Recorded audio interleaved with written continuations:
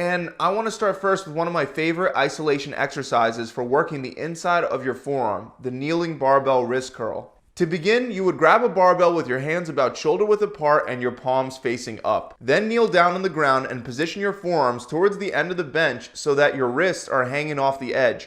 Your shoulders should be nice and low so that your elbows are able to stay planted on the bench. From that position, you almost want to imagine that you're doing bicep curls, except instead of flexing at the elbows, we're now flexing at the wrists. So extend your wrists to lower the weight down and then simply curl your wrists back to bring the weight back up. Additionally, since your forearm muscles are responsible for flexing your fingers, when lowering down, you can allow the barbell to roll all the way down into your fingertips before curling it all the way back up. Besides incorporating more forearm muscles, doing it this way will also give you a better stretch at the bottom and it'll provide you with a slightly greater range of motion. Now you can do the same exact exercise by using just one dumbbell to work one forearm at a time instead of both at the same time like you would with the barbell. This can be especially useful for those of you that feel a lot of pressure in your wrists when doing it with the straight barbell. Since the dumbbells are not connected, you'll have a slightly freer range of motion, which will take some of that tension off of the wrists. Another great way to isolate the inside of your forearm with a barbell is by performing the wrist curls standing straight up. I find it most effective to do these behind your back. So to set this up, you would rack a barbell a little lower than hip level. Then turn your back to the barbell and turn your hands over so that your knuckles are facing forward and palms are facing the barbell. From there, unrack the barbell and take a step backwards. Then, just like before, you're going to curl your wrists all the way up before lowering back down and repeating for reps. When doing it standing, you'll get a little bit of a shorter range of motion since you won't be able to hyperextend your wrists as far on the extension. However, this is still a very effective exercise to target the inner part of the forearm, and a great alternative to mix into your routine is to perform the same exercise with a cable. Using the cable will provide a slightly different constant form of tension on your inner forearms. With that said, that inner part of the forearm gets plenty of work just by doing exercises like pull-ups and especially bicep curls. In fact, the inner forearm is highly involved in all of your bicep curling movements because your forearm flexors need to stabilize the wrist when performing regular curls. But the part of the forearm that doesn't get as much attention is the back part or the outside of the forearm. And one of my favorite ways to isolate this part of the forearm is with a wrist roller. So to begin, you would unwind the rope so that it's hanging straight down, and then you would attach a weight to the bottom of the wrist roller. Then, while keeping your elbows bent, locked at your sides, and while holding your arms close to your body, you would curl one wrist up at a time, switching from side to side to slowly wrap the rope around the bar and raise the weight up to your hands. Once you get the weight up to the top, you want to make sure that you avoid making the common mistake of just loosening your grip and letting the rope unroll back down to the floor. This is because, as I'm sure you know, the negative or the eccentric portion of a contraction is the part of the movement that breaks down the muscle the most. So you want to slowly unwind the rope the same way that you wound it up, alternating from one hand to the other until it's all the way at the bottom. Another common mistake that you want to avoid while doing this exercise is holding your arms straight out in front of your body in a frontal raised position. While this isn't necessarily bad for you, it's not as effective for your forearms because after about 30 seconds, your shoulders are going to start feeling a lot of fatigue, limiting the amount of rounds that you can roll the weight up and down due to shoulder fatigue rather than forearm fatigue. Now, just as a side note, keep in mind that you can always use this exercise to work the inside of your forearms, and you can do that one of two ways. The first way is by turning your hands over and holding your arms bent at a 90-degree angle. Then you would just alternate curling one wrist up at a time. The second way is to keep your hands in the same position as before, except instead of curling your knuckles up towards you, you would now curl them downward and alternate from side to side that way. All three of these exercise variations are excellent at hitting the forearms.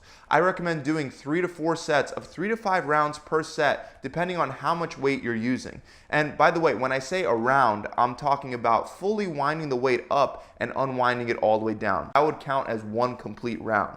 Another great exercise to target your outer forearms is the reverse wrist curl. These are very similar to the ones that we were doing earlier, and we can use the bench just like before, but this time we would just simply curl the barbell up with our knuckles up rather than down. But since the muscles on the outside of our forearms will typically be a little weaker than the muscles on the inside of the forearms, the bar itself might be a little too heavy for some of you to perform reverse wrist curls with. So if you can't do it with a barbell, grab a dumbbell and take a seat on the bench. Then place your forearm along your thigh towards the end so that your wrist is once again hanging off the edge. Then simply lower the dumbbell to get a nice stretch and then curl your wrist up by trying to drive your knuckles towards the ceiling. Then lower back down and repeat for reps. Placing your forearms over your knees instead of over the bench is actually a variation that you can do to target the inside as well as the outside of your forearms. Another compound exercise to target your forearm is the reverse grip easy bar curl. Now, this one can be done a number of different ways. You can use an easy bar, a regular straight barbell, cables, and you can even use a bench set at an inclined angle that you would lean against for an exercise known as spider curls. But the core concept for all these exercises is the same. You would grab the bar with an overhand grip so your palms will be facing down and your knuckles will be facing up. Then you would curl the weight up towards your shoulders and slowly lower back down before repeating for reps. Again, while doing this, make sure you keep those elbows at your sides and don't let them flare forward or outward. The only exception is with spider curls, since obviously your elbows will not be directly at your sides, but instead they'll be in front of your body due to the angle that you'll be performing the exercise from. Moving on, for the last few exercises, I want to show you guys not only how to build up your forearms, but also how to highly strengthen your grip. And the first way to do that is with the plate pinch. You would do this one by simply taking two weighted plates. 5 or 10 pound plates are great to start with. Then you would stack them side by side so that the smooth sides of the plates are facing outward. And from there, you would just hold these two plates sandwiched together in your hands for 45 to 90 seconds or until you hit failure and just can't hold them anymore. If you can hold it for longer than 90 seconds, you can of course go for a longer time frame, but I recommend moving up in weight instead, and you can do that by either stacking a third 10-pound plate onto the other two, or you can take two 25-pound plates and hold those two together. Just keep in mind, going from 10-pound plates to 25s is a pretty big jump. Another great exercise for grip and building up the forearm is the good old farmer walk. This one's pretty straightforward. You grab some really heavy dumbbells or a trap bar loaded with some really heavy weight and you simply walk. Now, that might sound easy, but it will absolutely exhaust not only your grip strength, but many other upper body muscles, including your biceps, shoulders, and traps.